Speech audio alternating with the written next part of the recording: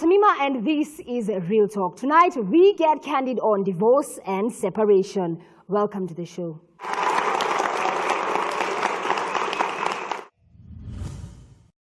Kwa majina mimi naitwa John Mutunga Makao. Mimi kazi yangu ni ya kuhaso tu. Kazi yote ikitokezea nafanya. Sasa mimi naweza nikasema vijana wadogo chenye kinafanya wanashindwa na kuishi maisha ya ndoa inalingana na background yake vile amelewa. Unapata mtoto mwingine anafuatilia ni mzazi wake, malezi yale yamempatia ni malezi ya hapa juu, anasema hata leo mtoto wake vile alilewa kwa sababu yeye alipitia magumu na hataki mtoto wake apitie magumu. Hiyo unapata mtoto hata akiolewa, hata akiwa ama olewe, akikutana mambo magumu, haya anaona hiyo hawezi kuvumilia. Naona ni too much. Afadhali akae mbele. Kwa majina naitwa Daniel Kekonge. Divorce sahi ukiangalia watu wanaachana kwa sababu ya mashida. Unakuta mwanamke unakuta hata ukiwa na bibi yako unakaa naye, akiona shida zimekuwa mob anahama anaenda kwa mwingine. So madivorce imekuwa mob na shida ndio inafanya madivorce inakuwa mob. Sasa unakuta mwanamke anaangalia yule mwanaume ana pesa alafu anaenda huko. After siku kidogo tena wameachana. So mimi sina ingine ya kusema. My name is Joshua Mutua Waema, the president of Bunge la Mwananchi Social Movement, and these are my views as far as the current rate of divorce to the younger people is concerned. So, as it is a known fact, these days we have a very high degree of divorce as far as younger people are concerned. The reason why the rate of divorce to the younger people is so high is because most of the young girls who are married by younger people, together all of them, they have very high hope of life. But as they go on with life, you find that they get negative expectation. Then the result is that they normally divorce. Compared with the olden days, people in the olden days used to be very patient with life. Thanks for tuning in. I'd like to introduce my first guest, Emma Murunga. Emma is 44 years old and she has also lived through divorce. Emma, welcome to the show. Thank you. So probably just tell us, how did you find yourself going through separation and then finally divorce? I got married at the age of 25 in a church wedding to a very handsome dude from Dodoma, Tanzania. Aha. Kiswahili kilikuchanganyisha pale. Vibaya mno. So down the line, many things happened after we got our first baby. And this is not to bring him down or to ridicule him. By the end of the day, he's still the father of my children. In those 8 years, there was a lot of promiscuity. But what happened is now, how I got myself into it, is that when I was expectant now of our second baby, he left in the name of Green Pastures to Dubai. I then got the baby during the post-election skirmishes. I got a baby boy, I thank God for him. And I now later discovered that he had another family. So you get to hear through other people he's Not, I didn't hear through other people. He informed you himself? No, he came visiting. Okay. And in a few minutes asked for the daughter so that they go and buy a certain gadget. It was a gift to the girl. And then he had forgotten money in the house and sent the girl to pick the money through us checking through his bag. And then I came across a second marriage certificate. We also got a birth certificate of the baby. Did you confront him? I did not confront him, but I asked questions. And the questions that I asked, he was not willing to answer. He became violent and just packed and left. So how did this man then end up taking a second wife? Or was it because it was in Dubai, he thought he could get away with it? No, he left with the lady from here. So how was he able to have two marriage Now, this is how I got to know about the two certificates. First and foremost, I saw the second one with my eyes. But secondly, when I was trying to pursue maintenance of the children and school fees, because I was in a place where I was really struggling. Because I was, by the time he was leaving, we were living in Buruburu in an expensive house, and I had to downgrade and go to a cheaper house for me to manage the bills, being that now I was now introducing myself to being the breadwinner. So when I was trying to pursue maintenance, there is a time now I had to go legal and look for a lawyer to help me on, even if he's going to deposit the school fees in the school account direct. To me, that was fine. I even traveled to his home to see his sisters to persuade him to just pay school fees direct to the school account, and still that was not forthcoming. So at this point, probably, did you try maybe sending your family to talk to his family? You know, kiafrika, kimile, nafika Yes. wakati you're like, you know what, let me just call in the elders. Yeah, I have brothers whom I tried to use to persuade, and things were not just working. At the point that you guys initially separated, how old were the kids? The girl, the firstborn, was in standard 4, and the boy, I was pregnant. At any point, other than him insulting you, did he come out and say, I want a divorce to you? He told me he has a new family, and I pick up myself and move from there. That's when I now decided to go legal, just to get the assistance. And again, I had seen the second marriage certificate. Then when I went to see this lawyer, the lawyer sent me to go to Sharia House to ascertain why the two papers in the same nation. I discovered at Sharia House that my paper was not valid. So how was your paper not valid? Because you had a church wedding. Yes, he married me with the wrong cap. The marriage certificate has Marriage Divorce Act, and then there's the cap. So Kenyan to Kenyan is 151, and the foreigner to Kenyan is 150. So he had married me, the Sharia House told me he has married me with the wrong cap. So it is the second marriage that is valid and not mine. So the problem was from the beginning. It was not cropping up in the middle. He was fully aware. It is me who was in the darkness. And this one thing that had really cemented your union, you're coming to find out that it was nothing more than a piece of paper. It was not easy. Thank God today I laugh about it. But there's a time I never used to talk about it laughing. I would talk, and in the middle I just start sobbing.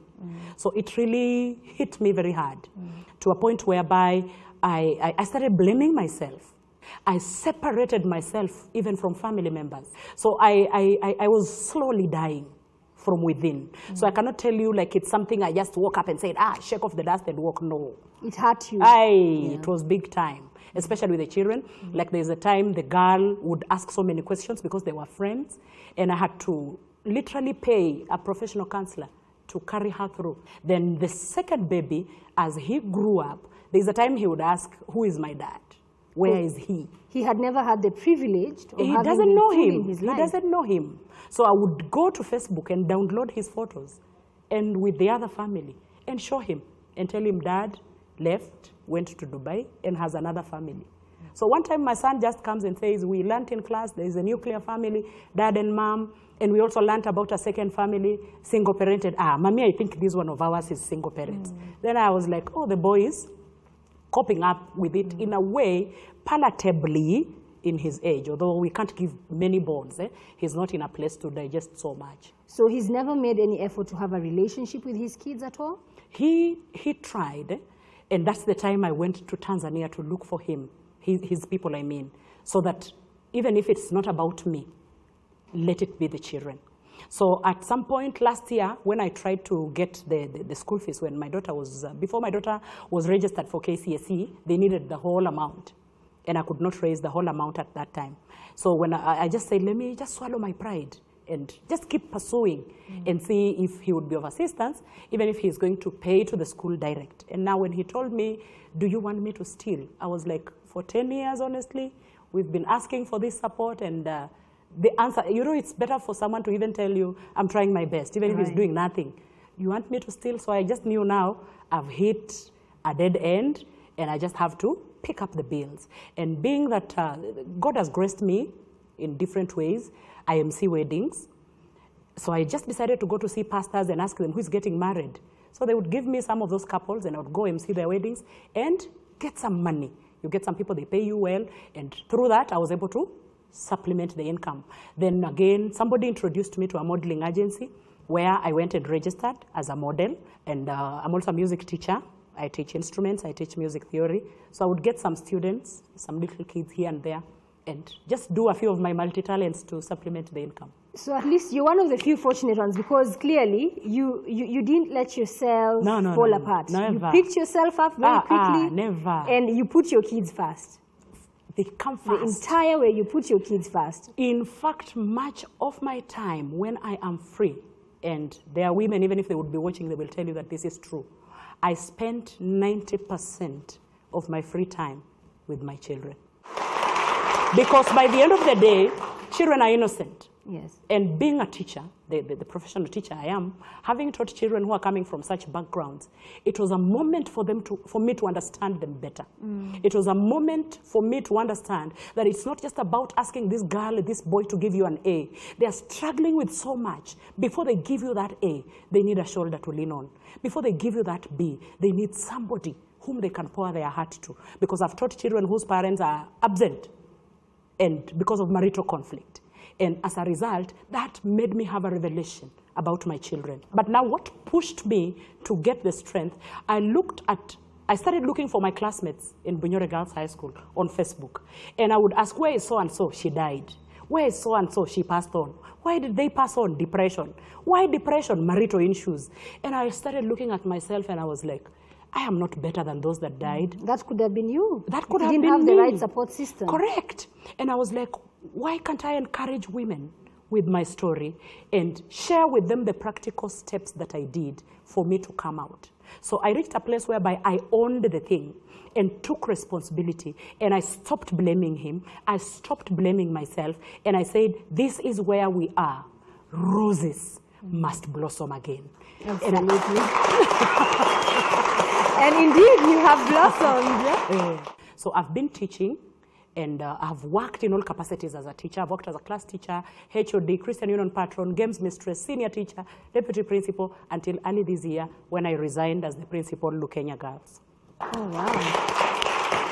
Okay. So obviously Emma's story is a testament that even after things like divorce and separation, you can still pick yourself up. Oh, yes. Your life can move on, and especially when there are kids involved. So we still have more guests on the show tonight. And of course, I also have experts and relationship counselors who will be putting a lot of these issues into perspective for us. Right now, we'll be taking a very quick break. Still more to come here for you on Real Talk. Don't go too far.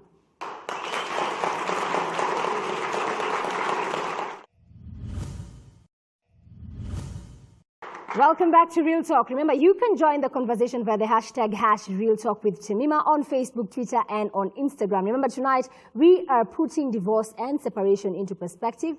We're actually just getting real on this issue that affects a lot of families, not just the couple, but even the children. And I also have with me in studio tonight, I have experts. I have a lawyer who's going to be putting a lot of the legalese into perspective. Right now, I want to introduce my next guest, who is Wamuyu. Anne is 35. She got married at 16, had 5 kids. Then at some point, her marriage broke down and she found herself living on the streets with 5 children. Anne, welcome to the show. Thank you. Tell me, what happened? Because obviously you must have loved each other. Ile mkuje mukae, mpate watoto. So when did things start to change? Mambo iliharibika pale ni kwa housewife. Sasa mambo ikaharibika. Mkiwa housewife, watu wenu wakuelewi, wanakutenga, hakuna mtu anakuunderstand. So maisha ikawa gumu mpaka nikajikuta kwa street mahali pale na watoto. Nashukuru Mungu. Sasa ilifikaje ile mpaka ukaamua sasa acha mimi afadhali nitoke? What was going on? Ni watu wao walininukia, ni mama yake. Kim akapata accident. Sasa bwana yako? Bwana yangu. Sasa alikaa Kenyatta in 1 years coma. Sasa katika hiyo hali watu wao wakawa wameninukia. Kukinukia kiaje? Yaani kuninukia, yani ni kusema hawanitaki, wanatamani ni mali tuko nayo watekenyala. Sasa umeelewa? Sasa mlikuwa mnaishi na bwana yako wapi? Tulikuwa tunaishi na bwanangu sit there Sinai. Sinai, na mlikuwa na shamba kule Sinai? Sio shamba, tulishikania huko Nairobi. Sasa ilikuwa hapa Sinai, tulikuwa na plot kwa kubwa, tulikuwa na mali. Lakini sasa wakati alipata accident, hata 1 week ilikuwa imeisha. Sasa watu wao wakawa wameugana. Sasa wakawa ni wanitaki. Na wakasema wao wanijui, amna wakati tulioana na yeye kunipeleka nyumbani. Na tukisema hivi, ukisema mzee alikuwa amepata accident, bado alikuwa hai. Walikuwa hai. Alikuwa hai kwenye hospitali, lakini wale hawakujali wakaja. Hawajali hata wamujali. Wote wanauliza heli ya kufe, kwa sababu kama kufanya hivyo ni kusema tayari wamemuua. Na akiwa pale Kenyatta wewe ndio ulikuwa unamwangalia? Mimi ndio nilikuwa ninamwangalia. Shida ilikuwa mingi kwa sababu unasikia baada tuungane kwa hii jambo imetendeka ni kuwa kinyume. Sasa ingekuwa ni mimi nimebaki mimi peke yangu.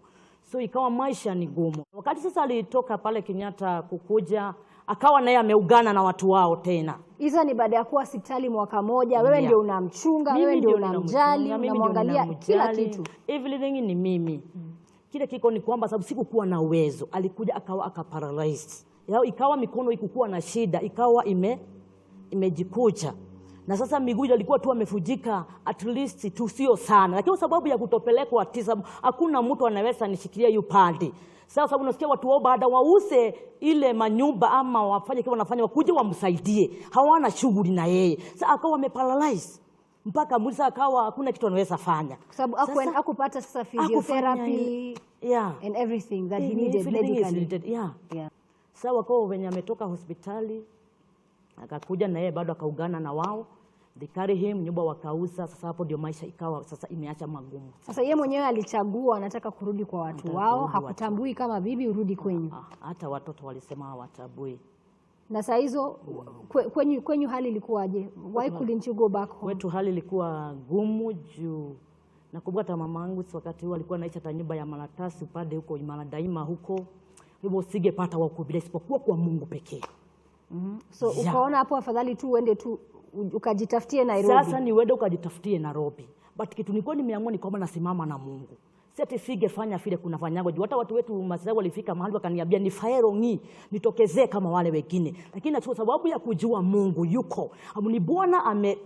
Ni Bwana ameniacha ama watu wetu wameniacha, lakini Mungu ako pamoja nami. Na nikawa nimesimama. Na nikawa tu ninahubiri dhiki huko, nilikaa karibu mwezi moja na wiki mbili. Ukiishi na ukilala na watoto. Ninarara na kitu ninashukuru Mungu ni kwamba watoto tuko tunalala na wao huko, mvua zingine inanyesha na hakuna mmoja hata alikuwa anagoja hata homa. Na mvua zingine inanyesha. Sasa maisha ikawa iko magumu, safari ikawa gumu, lakini nashukuru Mungu. Na watoto sasa ule mchanga alikuwa na miaka ngapi? 5-6 years there. 5. Na the oldest na yeye alikuwa juu nilisa haraka ilikuwa 8 there too. So ilikuwa na between miaka 6 na miaka walikuwa wameachana. Watoto watano. Watoto watano walikuwa wameachana hivyo. So ile inakaa kama inaitwa football team. Na sasa huyu mwanaume ukiwa pale kwa street ulijaribu kumtafuta tena kuzungumza naye? Nilitafuta lakini watu wao waliweka vikwazo. Hata angekuwa pale tungeongea hata mwangekubaliwa tuongea hata naye kwa simu. Lakini nashukuru Mungu sababu katika hiyo hali safari Mungu alikuja akanifungulia njia ya kwenda nje. Ukaenda ukapata kazi ukafanya kazi? Nikapata kazi huko nikapata kazi upande wa Jordan. Nikakaa huko nikagonga kazi miaka 2. Nao hapo mama yangu alikubali sasa hiyo kukaa nao watoto. Hapo alijua tulisi nikiwa huko atakuwa anapata kakitu. Na nikikuuliza huyu mwanaume mlikuwa mmeoana kwa kanisa? Did you have your marriage certificate? No. So ilikuwa ile customary marriage? Ile ndio hiyo. Lakini watu wake wanasema hako amepeleka nyumbani wa kutambue. So hamko mmefika hata hapo bado? Kufika. Yaani ile kupeleka kwao. Kufanya kimila, kidesturi. Hapana, huko amenipeleka pale. Okay, right about now I want to introduce Paulette Achieng. Paulette is a lawyer. She runs a law firm, Lumalas Achieng and Kaveri Advocates. So she specializes in family law and is a mediator. So Paulette, I want to rope into this conversation right about now because I think so far we've had Emma's story and we've also had Lilian's, we've also had Anne's story. So if you look at the two stories, because we have on one hand a woman who did not have any of the legal documents, so to speak, and on the other hand a woman who thought she did, but she later came to find out that this document is actually just a piece of paper because it's invalid. So what does the law say about marriage in Kenya? Okay, it's very interesting. Thank you for your question. It's very interesting that on one hand, we are being told of acts. There are acts that she's talking about, Cap 150, Cap 151. Those were also previous acts. And a lot of people might not know that we have new marriage acts. In 2014, a new act came into place. There's also a matrimonial causes act that lays down the procedures. So you must know under what law are you getting married. In Kenya, there are several kinds of marriages. There's a customary law that she's talking about. If it's a Hindu marriage, what kind, or have you fulfilled the requirements? Do you know that if you change religion, that can annul your marriage? Under which part of the act do you want your marriage? Is it an Islamic marriage? So my advice would just be talk to a lawyer at that point. Be very clear what you want. And remember that there are several requirements of marriage, like the age of consent. In Anne's case, she was like 15 years when she was getting married. Is that even a valid marriage. And ulikuwa mdogo pengine. That's why you never got any of the legal documents because you got married at 16. Yeah. So you're still 2 years actually under the Yes, you don't have the capacity to contract a marriage. There are also issues of the relation. Does the person have a previous marriage? So that sometimes we confuse a valid marriage because you cannot get a divorce from a marriage that never existed in the first place. So have you met the requirements? Do you have consent? Have you followed all the requirements? And some of these requirements, just make Google your friend, go to the AG's website, find out what is the current law, what are the current requirements, or go talk to a lawyer. Okay, so I want to rope in also Diane Masinde, who is a life coach, and he's an expert in relationship counseling. So Diane, probably just looking at Anne's case in particular, because I like that you said Anne ulioa ukiwa 16. Anne mwenyewe hapa anacheka, because now that you're wiser, she knows better. It is true. Yes, you know better. Yeah. I am so impressed because I'm from seeing two strong women over here. As in, they're so strong, even when they're laughing, you can actually see these are fighters. And so I just want to just appreciate them for doing that. When it comes to Anne's case, she had no idea what she was getting herself into. You know, you're 16, you're very, very young. And these are the kind of covers that we don't put on ourselves to protect ourselves. Because maybe at that particular time, this man said that he loved her. And now she was like, you know what, people get married, it's my time, I'm going to get married. But so she gets into this situation where there's no preparation, there's no counseling, there's no guidance, and then you end up getting to a situation where you crumble and you bring in innocent children into the picture. There's so many people who are getting into marriage without proper preparation. You cannot enter into something as serious as marriage and not be prepared for it. And you could be getting into marriage for the right motives, but the other person is getting into that marriage for the wrong motives. In her particular case, in Emma's case, she had no idea about these cups, but the gentleman did. And so her motive perhaps was love. His motive perhaps can be questionable. In Anne's case, we don't even know about his motives. Maybe at that particular time, he loved her. But you see, as the man who claimed or who really, really loved this woman at that particular time, he did not protect her from his family. And that's why even when you're getting married, it is important to introduce your partner, your spouse, your future spouse, to your family, so that at least you can have that cover, and at the end of the day, go through premarital counseling. Here you will foresee these things. Because even if you have that legal document, it's important for you to be legally protected. Then you also need to have a marriage that has life. So counseling and preparation will allow you to have life. Counseling is not a very scary, bad word. It is just you coming to somebody who's a neutral person who will walk with you through understanding what you're about to get yourself into. Because you can love a person, but then you mess it up, but not knowing how to love and what not to do. How many years has it been since you separated from your husband? Now it's 12. 12 years. Yeah, it's 12 so in those 12 years, amekutafuta, ametafuta watoto, amekusaidia in any way or form? No. Tangu utoke hamujaiongea, hapo hatujaiongea, nini tuliongea naye after 2 months after mama yake kuaga. Ndio mama yake hagetaka tuwe na connected. Bwana angepesa wageshukua. Lakini ameanga ndio wakati ni mimi nilimtafuta ndio nimpigie. Nikampigia ndio at least nimpelekea watoto waone watoto ni wa big. Ya sababu nasikia yeye sio kupenda kwake. Unaona vile yenye aliona vile mambo imekuwa akacho atafanya nini. Kwa hivyo sasa alienda upande wa watu wao, na sasa nikasema ni mzuri nimtafute. Nilikuwa ninampenda kwa sababu kile kiliendelea, na soon ile only 3 months nikampelekea nikamuona kaona watoto. And even leo, have you been able to since move on, get married again? No, I don't want. Why? Sababu nasikianga tu vile niko na amani, niko na Yesu amenishughulikia. Yani you are good. Hapo kenye kilifanyika. So for you it is unasemaga me, myself and my children. Amen. Yeah. Inaisha hapo, full stop.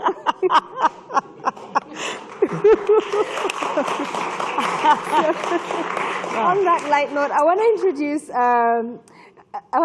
Evelyn Ogendo. So Evelyn is a psychologist. She specializes in family. Evelyn, how can women and men actually just recover when something like this happens to you?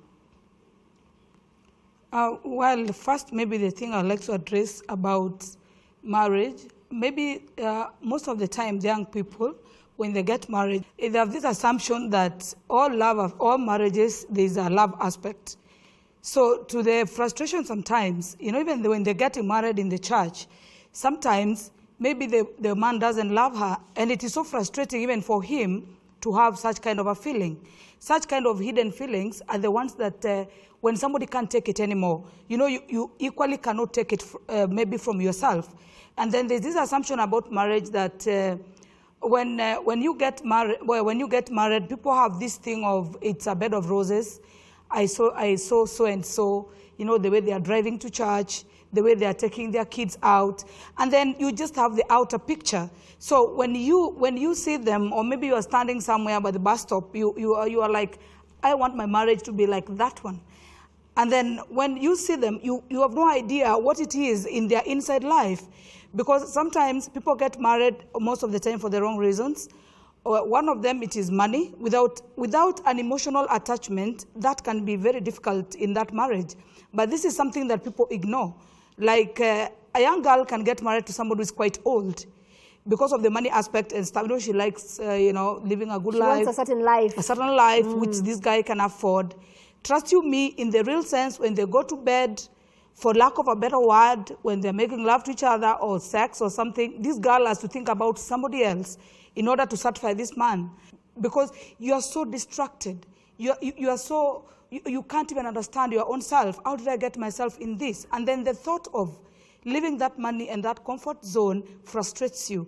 And also this man, there's a way they marry so early when they have not really had this kind of experience of so many beauties, that first love, when they think that maybe marriage is colorful sex all the time. They don't know that you can be in a marriage and you're not having that sex because you don't have that connection. You are not taking care of your emotional needs. What are your emotional needs? This person you have with, in case all the money, everything is taken away, is he your friend? Because I believe when you are getting married to someone who is your friend, when the love is gone, the friendship remains. And somebody is not going to believe this until you get there. And then couples don't also think about, when I get into this marriage, how are we going to resolve our conflicts? Because conflicts are in every situation. That is what happened, the silence war that is in relationships. And trust you me, it's unless you say the truth about what you feel. If you can't tell somebody else, tell yourself and maybe resolve it. So this man decides to desert. So how do you then as a woman cope? First, accept I have a problem. And then describe that problem. You can just do it on your own. Describe that exact problem. What is one of your fears? One, what will people say is the biggest idea. And that's usually the biggest one. The biggest thing. I think everyone here talked about that. And probably, let me just rope in Diane here. When do you know, at what point do you make the call as a man or as a woman that imefika mwisho, now I have to leave? Most people don't get into marriage hoping it's going to end. And you hope that it's going to last for a very long time. In Emma's case, she mentioned some red flags which were glaring, and she will actually find him cheating. But then I can imagine at that particular time she was hoping that he's going to change or something's going to happen. She was being a good wife. She was being a good wife. And sometimes it is that hope that keeps people there. You're being battered, you're being beaten, you're being cheated upon, you're being insulted and disrespected, but you stay because of that hope. So when do you know that this is it? To some people, there are various levels. For some, just an SMS of infidelity, they see that they're like, you know what, I am done. I'm out of the door. I am done, especially when they've had a lot of insecurities or also infidelity in the past. So for some, it could be financial issues. Like, I don't like the way you manage money. I walk into this marriage, and here I am, I'm finding out that you've got 2 million debt, and you're squandering our money. I cannot take this anymore. So I will say the best time for you, if you're going to quit, because let me tell you, you choose to enter into a marriage, you choose to stay.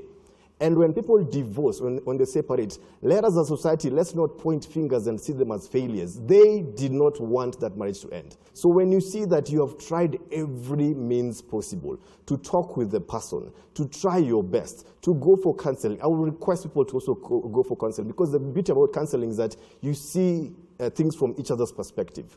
So counseling allows you both to have a balanced perspective. So when you've tried all these mitigating options and then you're seeing there's nothing going forward, let me tell people, divorce doesn't have to be nasty. Separation doesn't have to be nasty. There's an amicable way. As a grown-up, if you've seen, you know what, you've tried everything, we cannot go anywhere, there's an amicable way of just separating, even if you're not going to remarry again or just raise the children as separate grown adults. Okay, so on that note, we'll be taking a very quick break. When we come back, still more to come here on Real Talk. Don't go too far.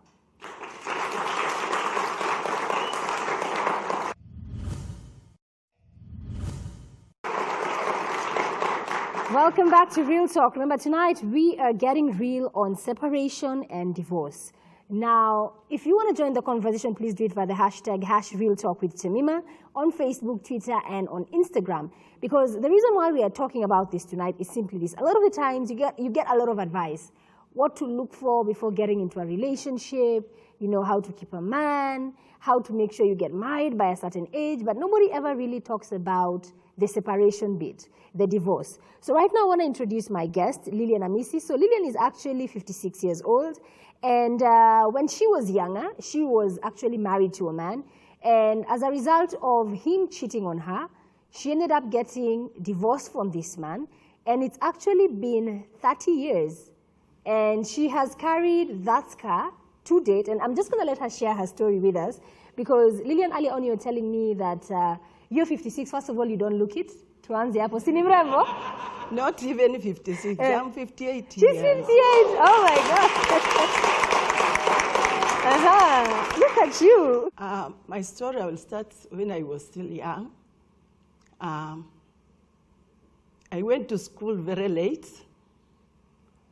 And when I reached class 7, I got pregnant.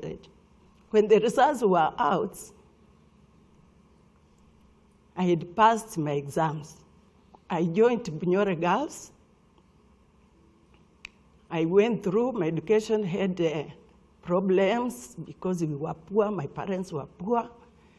I was in class 1 week, 1 month, maybe 1 month in a term. But I thank God I made it to Form 4. After a few months, I got pregnant again.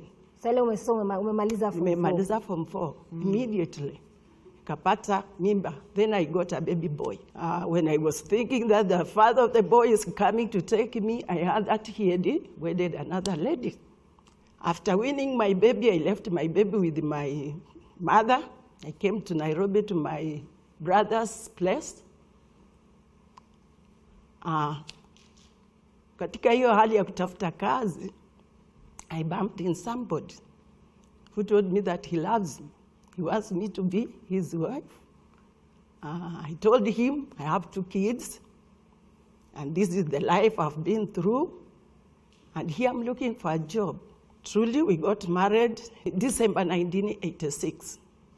Then 1986, 87, I got a job with one of the government parastatals. Then we stayed to 1980 and 1990. He was working with one of the parastatals here in Nairobi. This is the transport, Kenya Railways. He was transferred to Kisumu. When he went to Kisumu, we were just in good relationship. Then when he went to Kisumu, it was like, I didn't know he was feeling insecure of my baby boy. You know, lawyers with the children. He's expecting me to give the father of the child the child. So he felt insecure that I will start, the father of the baby will start dating me, which was not true. Then all of a sudden, I could go to Kisumu and find there's a lady in the house. Oh, she was there and she has left. The Majaranis will always tell you. Well, now ukienda kumtembelea sasa. Ukienda kumtembelea. Sometimes you go to Kisumu, you don't find him. Then when I went the second time, I found a lady there. And this lady, like, I've come to stay. It It was in the morning, we stayed. Me, I said I will not pick a quarrel with her. I don't know why she's here. So we stayed the whole day.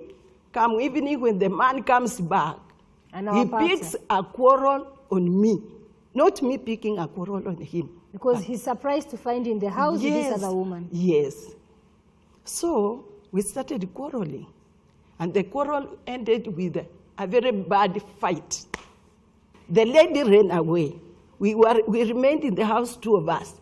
He came with this kisui ya kukata sukuma. He wants kunidunga. And I caught hold of that kisu. Huku ambayo uko sharp. So nilikashika hiyo kisu hivi, knowing that this man can kill me. So kufika bedroom, kuanguka akaona damu imemwagika chini mingi. So he left the kisu and me I threw it under the bed. So majirani wakakuja, we tried to talk and I failed, Where it has reached, you have never slapped me. You are slapping me because of another woman. I better leave you with your woman. Then there was an old woman there who said that I will not leave you in this house. Let me go with you in my house. You sleep there. When I reached outside, I said, no, I'm not going with you. Na yeye akakimbia akafunga mlango. So I slept outside the house until morning. Her house or your husband's house? My husband's house. I went to my cousin's place. I told him. Then I boarded a bus. I came back to Nairobi. But before I left, I made it clear to him. I told him, I'm going back to Nairobi. I know that I'm called Lilian Hamisi. And from today, mark in your calendar that the day you'll see me coming to look for you, people will cry for my mother. Okay. And the interesting thing about Lilian, since then, have you been in a relationship? Have you moved on, gotten married again? Okay, when we left each other like that, I was pregnant. Then I came because of that pressure. I had a miscarriage. Then I gave myself a break. And because of peer pressure of your friends, what and what, I tried to go out to do what I can do, to drink. I had never drank, but I started drinking. I started doing those things. But I reached a place, I said, now what is this? And you look at Mama and you say, hey, did I go to Bunyore Girls to be treated like this? Did I go to Bunyore Girls to be drinking with men in bars? Did I go to Bunyore Girls to be looked up, down by neighbors when you come, you are useless? I said, no, I'm going to take my dignity back. I'll live like Lilian. Then I lived. I've lived, I think that one was just the first 2 years. Then from there, up to now, I think it is around 28 years. I've never entered into any relationship. I got saved. I became a serious Christian from there. And reaching 2009, I enrolled myself in the Bible school, in the School of Ministry. After that, I enrolled myself in the Theology College. I got diploma certificates in the School of Ministry, the Theology. Then from there, I was ordained as a pastor, and now I'm a pastoring. Mimi sikurudi kufuatana na baba ya hao watoto wote, sikufuatana nao. Nimesomesha watoto wangu.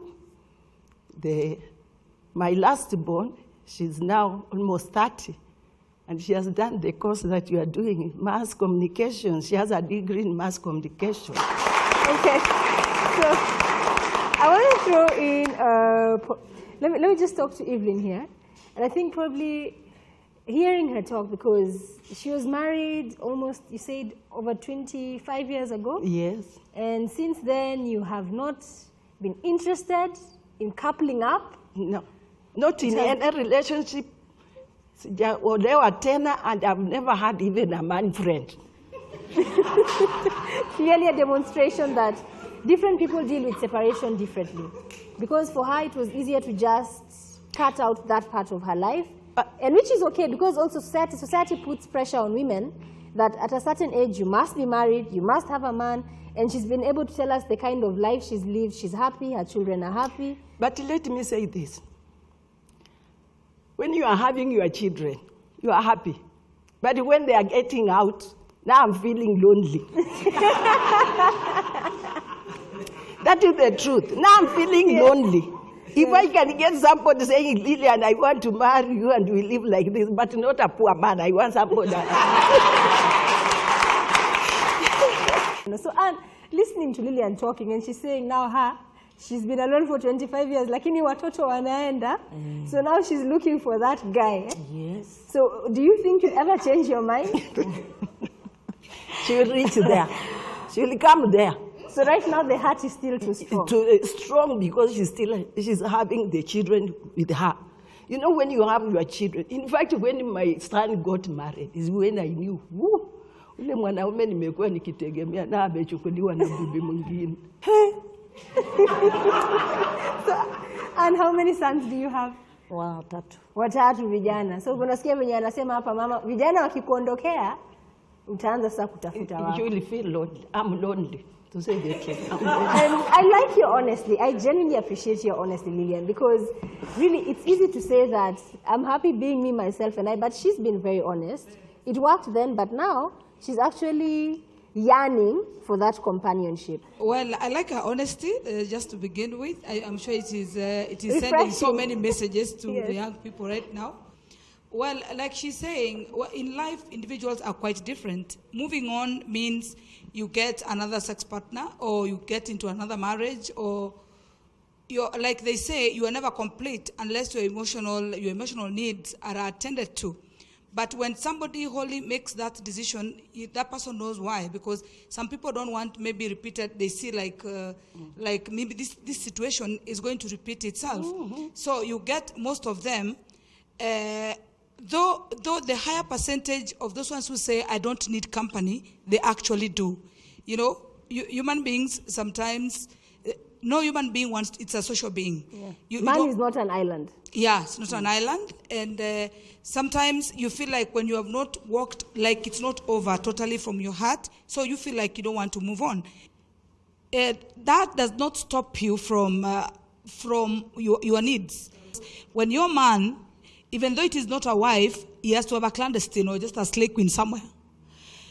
Somebody has to be there to attend to his sexual needs. So as women, this has impacted us because women, we are forced to have a lot of stress, a lot of depression, because women, we don't know how not to be loved. This man moves on with his life. And we don't understand, it is very normal for you to love someone and that person not to love you back. But as we take it as, it kills us so much. And most of the time, like in my sessions, because you don't know maybe who I speak to, but I speak to so many women who are born again, who go to church, who say, no, for now, I don't need a man, I don't do what. And then what I always ask myself, and I wish they can answer that, do they really have an urge? You know, you were having sex with this man, you had kids. Are you willing to leave the sex part out of your life entirely because one man messed you up? So that is the big question that I always want us as women to be very truthful to our inner feelings. Like, what is it that I want? You don't have to tell somebody else, but you can tell yourself the truth. What is it that I want? Fine, you'll go to church, you'll pray tonight, you'll do the keshas, you'll do everything, but you like to feel petite in the night. You like somebody to hold you. You like to also feel complete as a person. Maybe let me ask Emma a question. So Emma, having had Anne and Lilian being very candid, actually Anne is still in denial. For you, would you say that there's a part of you that is yearning for that companionship? Oh yes, absolutely. Yes. Why not? It is there. And that is why, that is why in picking up myself, you see, any girl who has been through a wedding and you go through a traumatic situation in the love, you wouldn't like to see a bride near you. There is a time I would look at a vehicle carrying a bride and I would click. And that is why because when they say the vows, I will be faithful to you, body, I would feel they're lying. But there's a time now when God healed me, I started desiring. That is why I started going to weddings, to MC weddings and dance myself out. And from dancing at brides, now you're MCing at weddings. Yes. And I would dance myself out and even go with my children just to show them that marriage is beautiful. It's not a time for me to be toxic on them. My case is an isolated case. There are marriages that work. I cannot teach my daughter that men are dogs. They are not. Mine was just an isolated case. And for that reason, so for that reason, I started yearning to be loved again, and I'm willing to be loved, and I dress myself like I must be loved. Okay, so I'm going to take some questions from the audience here in studio. Thank you, Tamima. My name is Masiruto, and my question goes to the lawyer. I want to ask her, how much is the cost of a divorce, and how long does it take for you to complete the process of divorce? Thank you. Thank you, Mercy, for the question.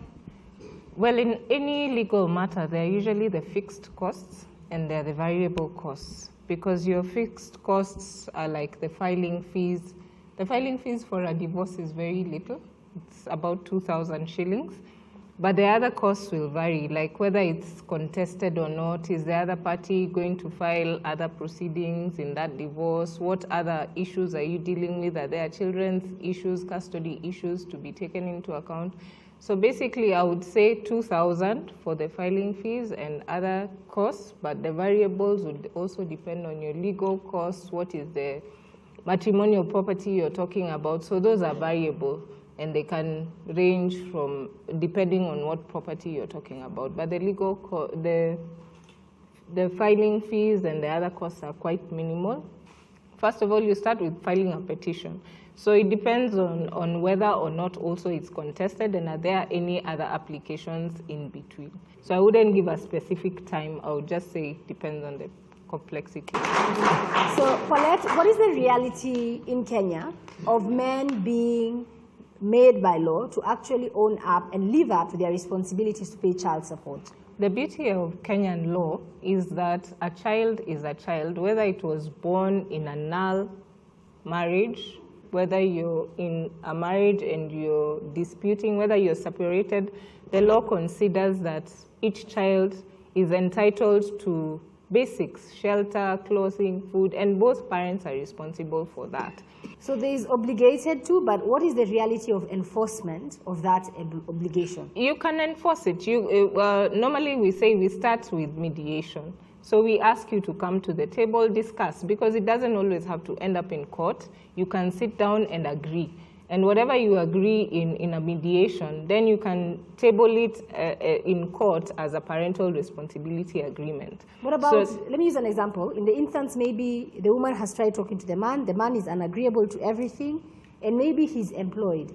Can the court then intervene, reach out to his employer so that the money is now deducted from his paycheck and goes directly to the woman? Yes, you can apply to children's court for maintenance, and that's usually what they require. They require pay slips, they require some evidence of means, and you can actually even have someone put in court for failing to take care of the obligations. So the children's court actually deals a lot with the maintenance, and I think they're doing a good job. And in Kenya, we can say our children are well protected. It's just the parents, the women, to take that step. And I think what Emma was saying, that we try to cover up, so a lot of people think it has to go the legal way.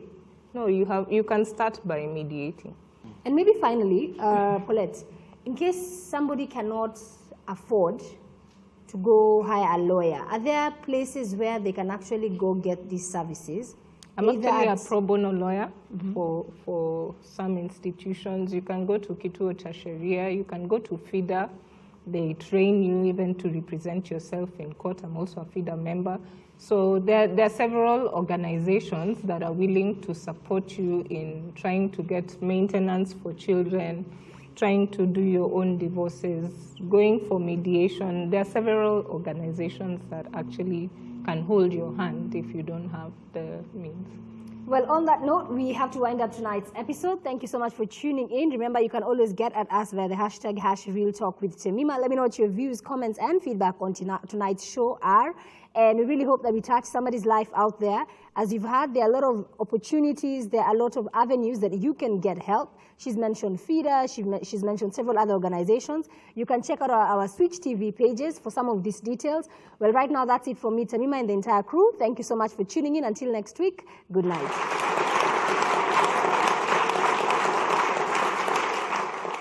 Hello, everyone. Welcome to the talk show. This is Doris Wanyagia. This is the show where we get to discuss issues affecting the youth. Hello, everyone. This is the Real Talk Show with Tombaya. This is the show where we get to discuss issues affecting the youth. And today we are